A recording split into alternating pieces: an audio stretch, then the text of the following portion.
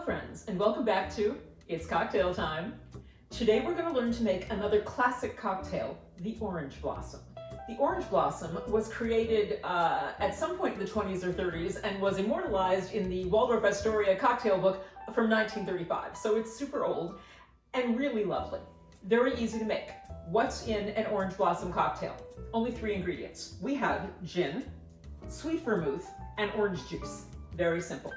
Equal parts of each of these ingredients creates the Orange Blossom. So we start with about a 1 count of both our gin and our sweet vermouth. And as a side note, I want to mention I am using Hendrick's Midsummer Solstice Gin. No, I'm not getting paid to say this. I really like this gin, so I'm going to be using it for a while because it is lighter and not quite as herbal as most other gins. So if you're not a fan of gin in general, I suggest you try this kind. It's limited edition. But I didn't have such a hard time finding it. I think I got it at Total Wine. If there's a Total Wine anywhere near you, depending on what state or country you are viewing this from, you might be able to get it there. Anyway, equal parts of gin and sweet vermouth, which as we know is basically sort of a form of red wine. About a 1 count of each. And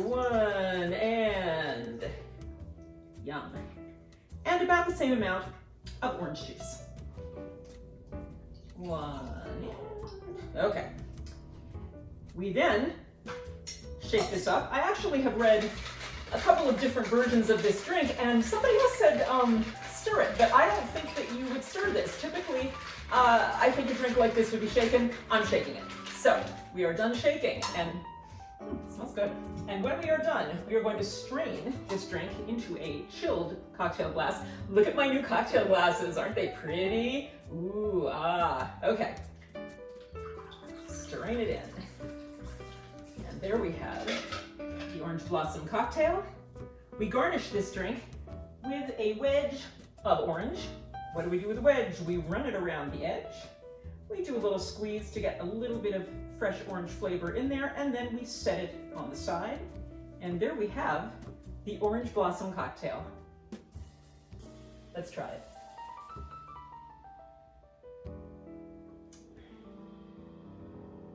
It's good.